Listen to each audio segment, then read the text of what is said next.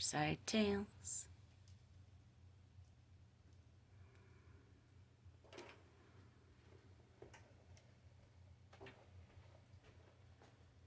Hello, I'm Merlin, Mililli. Welcome to my fireside, where I tell weird tales within tales, and I drink coffee.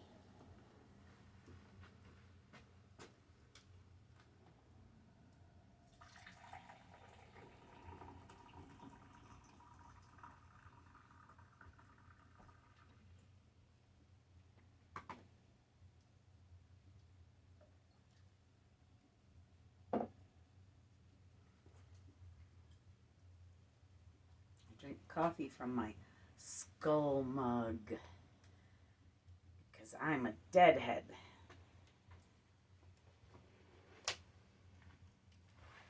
And here at Fireside Tales, every week so far, I've been telling the story of the Grateful Dead.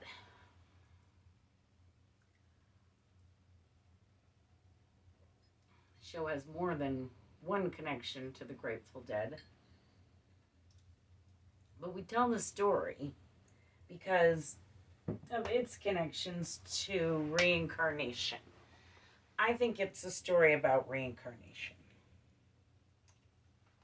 And I'm a deadhead. And that is where the Grateful Dead got their name. They got their name from the story, which was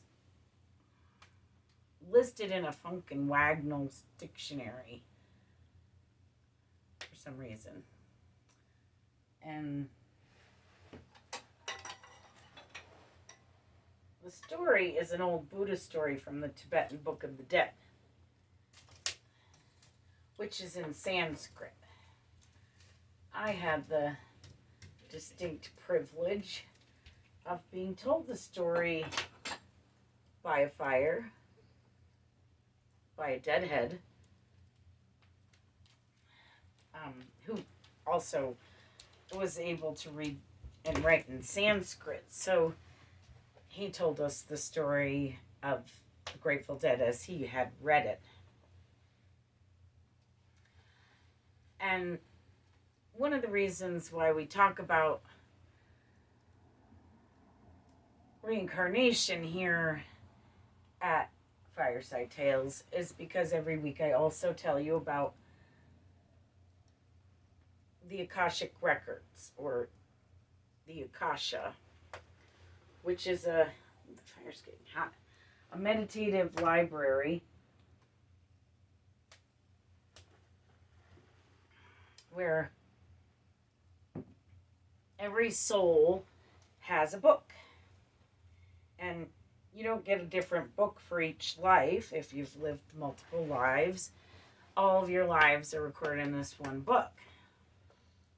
Mine happens to be really big and dusty. And it's really hot.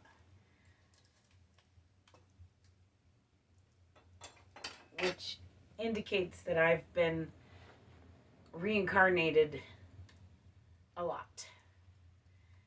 So I don't think that's the case for everyone. It just happens to be for me. I have these little threads that run through each life in my book. And one of these threads is being a medium and a psychic. And through being a medium and a psychic, I can communicate with the spirit realm. Wow, that's really warm. I feel like I'm going to catch fire. Good thing it was kind of chilly this morning. It's been pretty warm here in California, and I haven't really needed a fire, but I've had one just because it's Fireside Tales, and how are you going to have Fireside Tales without a fire? So, like I said, every week we have been telling the story of the Grateful Dead as it was told to me by a deadhead, by a fire. And so I'm going to go ahead and tell you the story of the Grateful Dead. And then we'll talk more about the Akashic Records and reincarnation.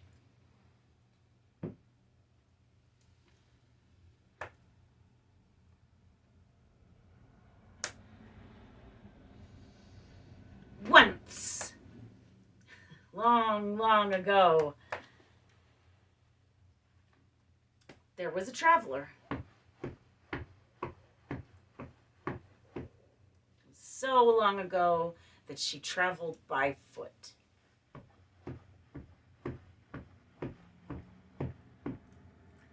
One day while traveling, she happened upon a tiny village.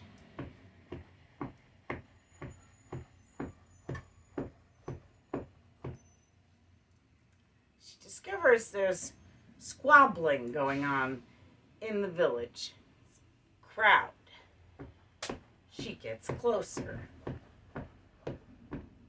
She noticed the crowd was crowded around a dead body. So she notices that the people around the body are arguing. They're arguing over who is going to bury him, the dead man. But mostly they're arguing over his debts. Who's going to pay the debts? Who's going to pay for a burial? Who's going to bury him? The traveler is just disgusted by this and thinks it's very disrespectful to argue over a dead person. So she pays the dead man's debts, and she pays for a proper burial, and she prays over the dead man's body, and she travels on.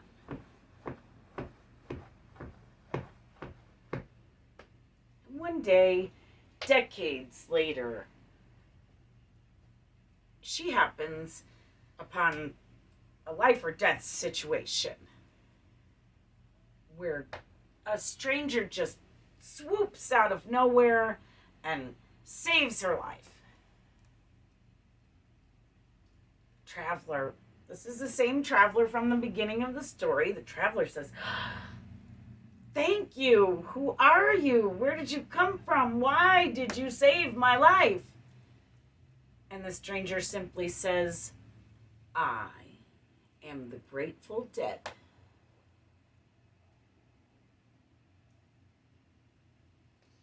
I think it's a story about reincarnation. The person who saves the traveler's life is not a corpse. Some people think it's a corpse, but corpses don't save lives. Some people think it's a zombie. Zombies, again, don't save lives. It's not a thing. Reincarnation is a thing. And like I was saying, I've been a medium in all of my lives, whether I understood it or not. I was a medium in all of my lives. I'm a medium today.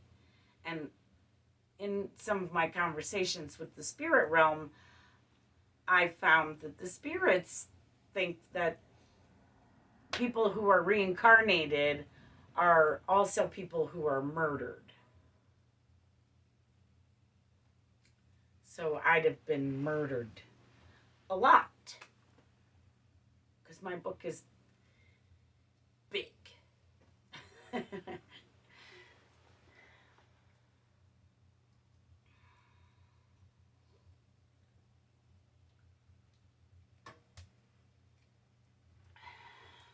So, meditation is also one of my threads, and we've discussed meditation quite a bit here at Fireside Tales. We've discussed some preparation for meditation. All these things that I've discussed are all threads: meditation, smudging, grounding. Since I was little flower, I've been meditating, smudging, and grounding. Little flower is the very first person I ever was in my book. So what I did was went all the way back to the beginning, and now I'm covering Little Flower, just Little Flower, this season. Last season, I covered everyone I've been in my book, which was, I believe, 26 different people.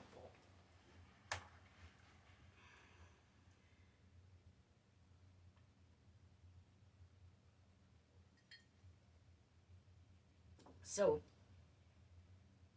my book has this watermark, and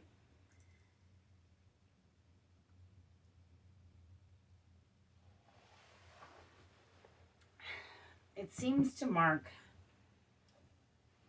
when time changed from BC to AD, which is kind of a weird thing for it to mark. I think we had recorded history before,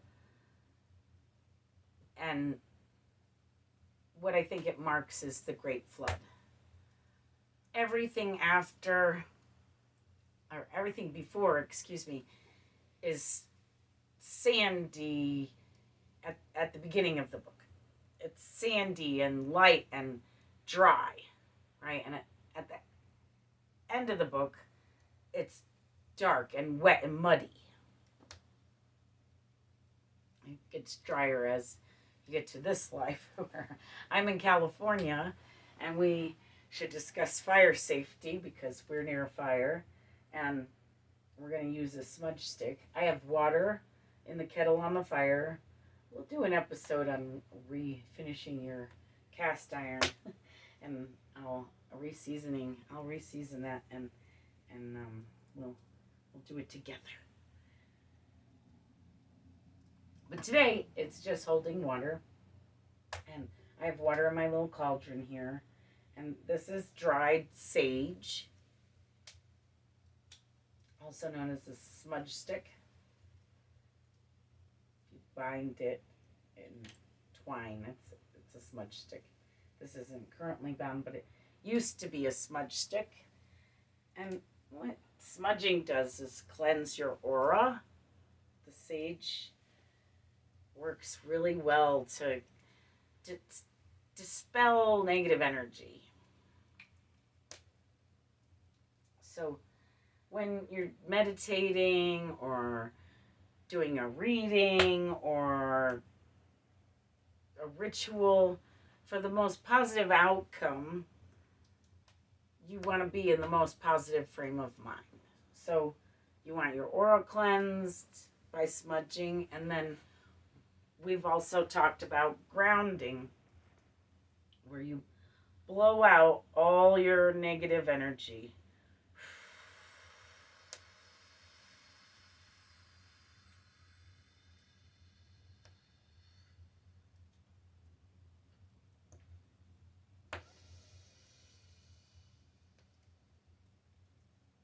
And you breathe in positive energy until you breathe out positive energy.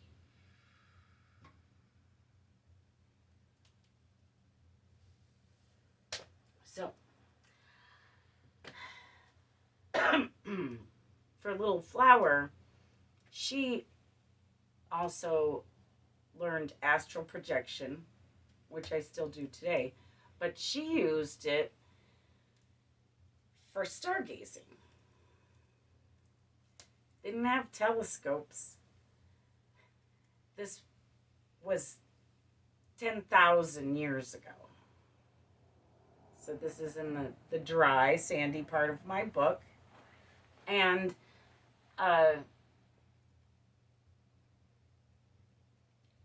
Little Flower lived in ancient Peru. She was a native girl.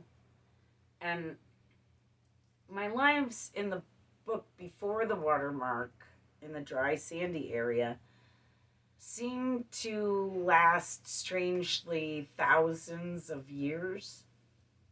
I know it seems weird, but there's a King's List that actually does the same thing. And then at one point, they start living shorter lives. I think it was the flood. I think there was a great flood. I think it happened right at that line where BC changes to AD. And we may have lost a couple of years in there as well. Because who knows how long everybody was out at sea waiting to come back when the waters receded. But that's how it was. Anybody who survived was on a boat.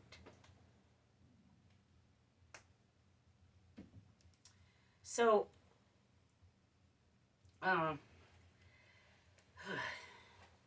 she was a Mayan, Little Flower.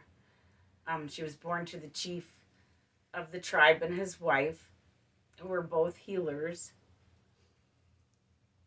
They taught Little Flower healing and meditation and astral projection, and they taught her meditation and astral projection for healing. They also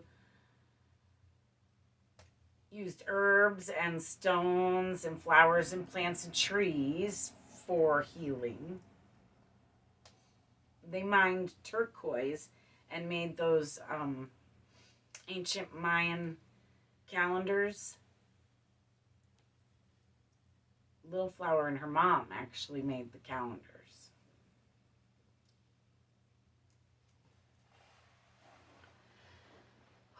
So,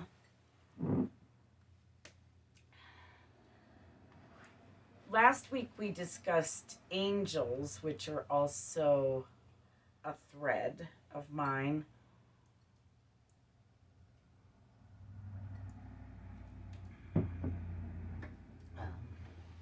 Fire seems to be a thread of mine, you know, for warmth and cooking and stuff.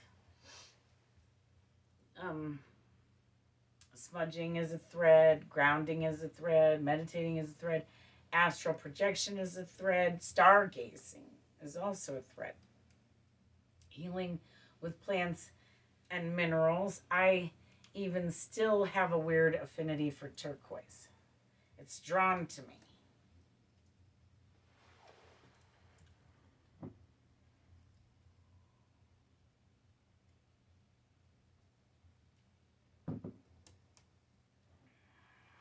If you accidentally leave a ring in my house, it will be your turquoise ring. It just is like magnetically drawn to me. People lose their little stones. It's always a turquoise. In my house, anyway. They're like, it's just drawn to me. I don't know exactly how that works, but it is. So, I'm still a healer. But as Little Flower, I was a healer.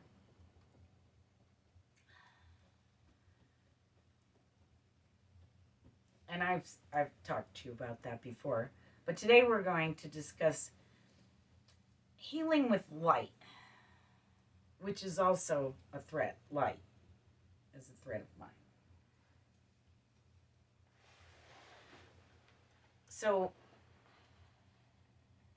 I still heal with light.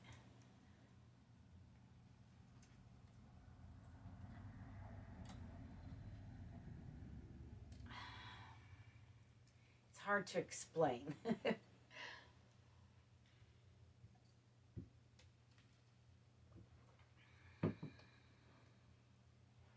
comes from my heart or my inner soul. But if I've sent you a heart with a star in parentheses, that's me sending you love and light. And I never type that unless I've already sent love and light. I point in the direction it needs to go, and I think of the person, and I send them love and light.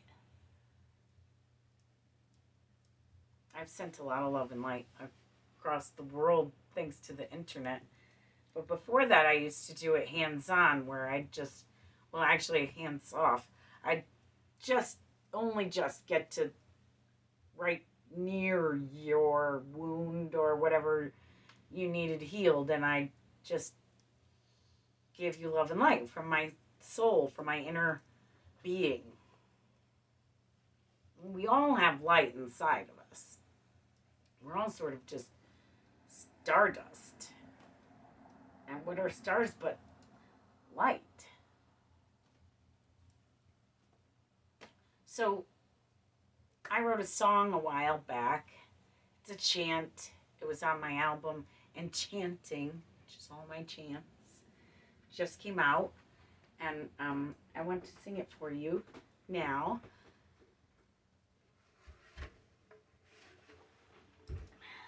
It's called my Hey Now chant, but it's all about light. So here we go.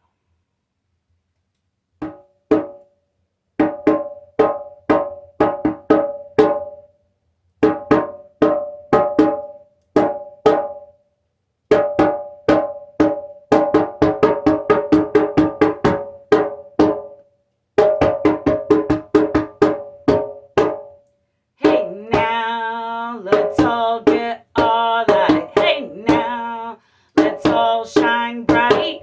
Hey now, let's all get our light, and everything will be alright. Everything, yes, everything will be alright. Hey now, let's all get our light. Hey now, let's all shine bright. Hey now, let's all get our light, and everything will be alright. Everything, yes, everything will be alright. Do a short version. I'm going to sing you another song in a little bit called Before, which I wrote, which is about reincarnation. I wrote the Hey Now chant as well. And that's about finding your light so that you can heal you. You don't need to get light from someone else. Sometimes you do. When you're really broken and really down, sometimes you do need to get light from somebody else. But you know, one match can take the darkness from a whole room.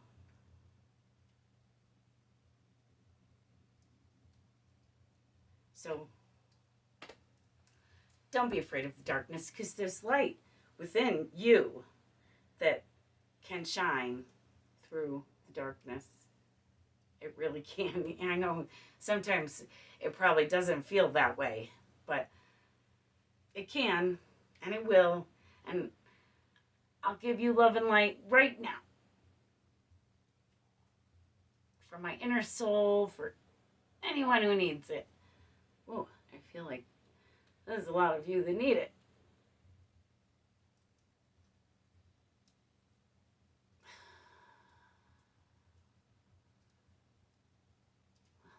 There you go. Some love and light for you. Use it well. So, I still heal with light. And it's really hard to explain.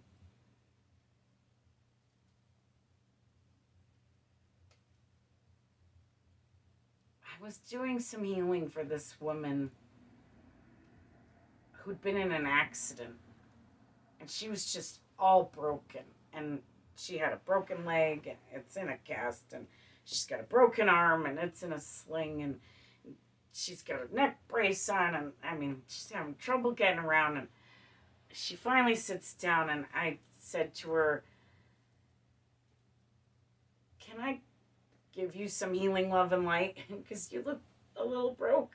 And she said, "I would love that." And so I did. I just, put my hands not on her because I didn't want to break her anymore, but close to her. And I just gave her love and light from within me and, saw her whole again and tried to, tell her body that it should be whole.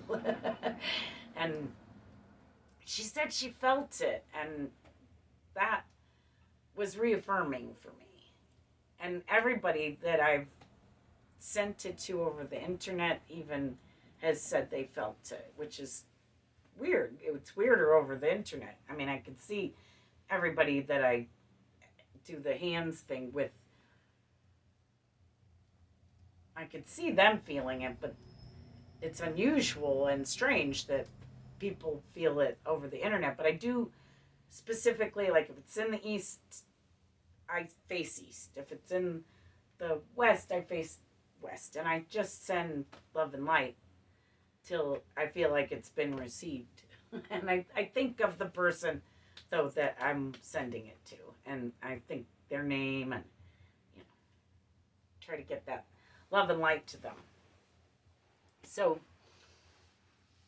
I wrote the Hey Now chant a while back for rainbow gatherings, actually, because I felt like they were getting really dark and people really needed to find the light within themselves because they were not using it.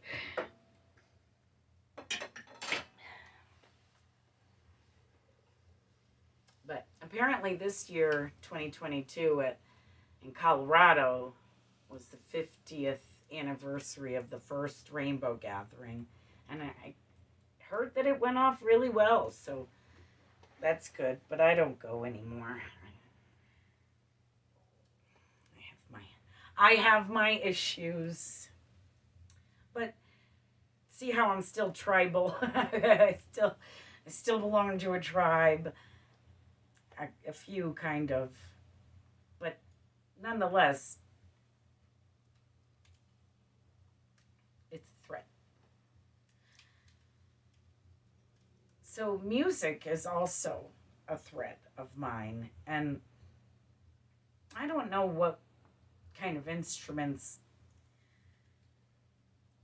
Little Flower would have had, but she definitely sang. And her mother's name was the word in their language for singing.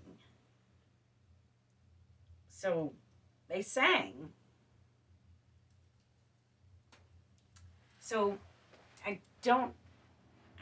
really don't recall having any drums or anything, though. So I don't know. I'm hungry. That was my stomach growling, if you heard it. So I guess I better just get to singing Before for you. Oh, I wrote this before. I was singing David Crosby's Deja Vu every week, but I really wanted to write a song of my own about reincarnation. It just took a while for it to come, and then it finally came, and now I have a song. It's called Before, and I'm going to sing it to you now.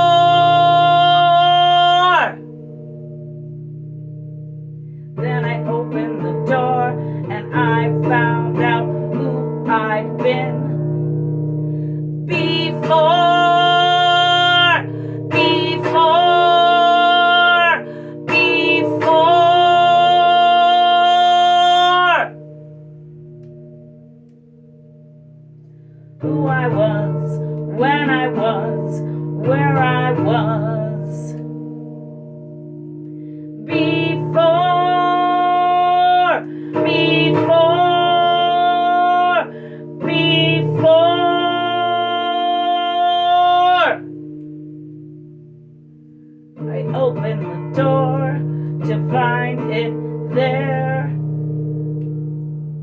No more, no more, no more.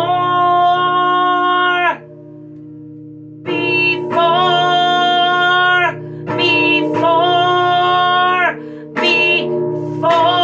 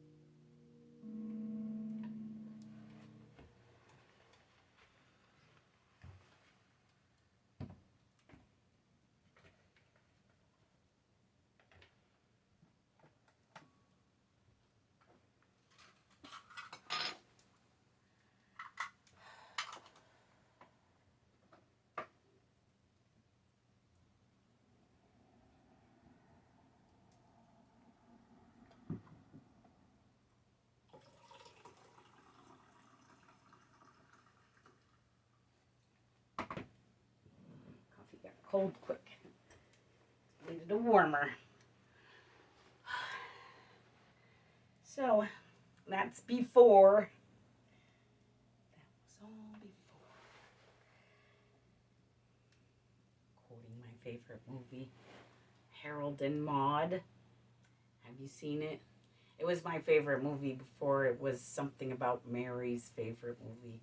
And then there was this whole batch of people who said it was their favorite movie too. And they even stole my favorite part and said that that was theirs too. And I really hate when people do that.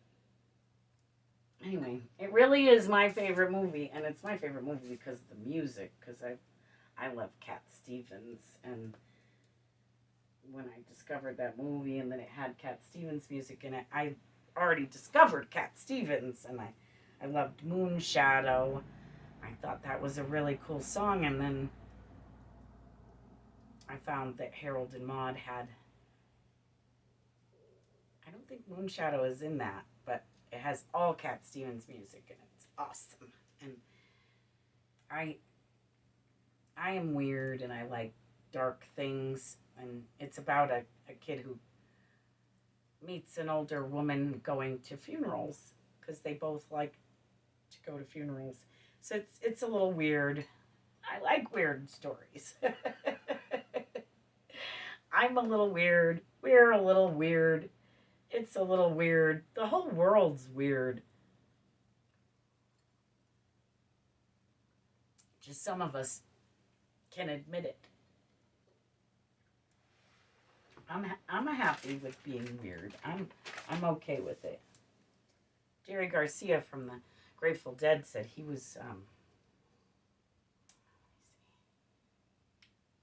interested in things that are weird.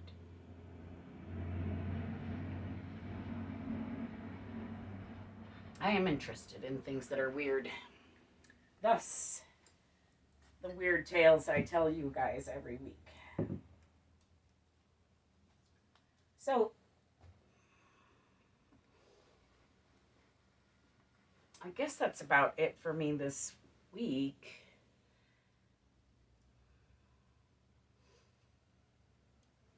So singing and music have been a thread that links one life in my book in the Akashic Records to another. I'm basically the same person doing the same stuff, just in a new body.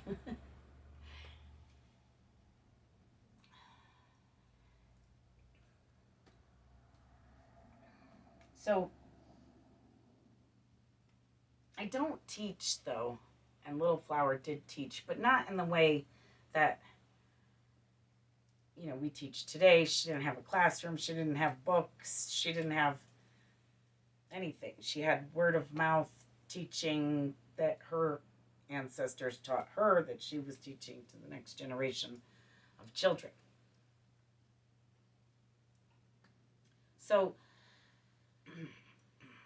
I guess I do teach. I mean, I raised 3 children. I taught them to read and write. They all knew how to read and write before they went to school. So I can teach. And, I potty trained. Ugh, I hated potty training. Potty training is terrible. If you're going through potty training, I give you love and light. I feel for you. It's terrible, a terrible, terrible time.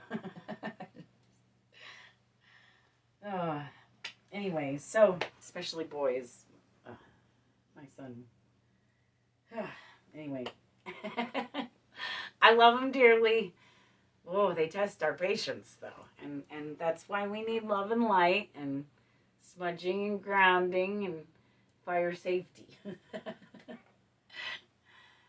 Because of the children. Yes.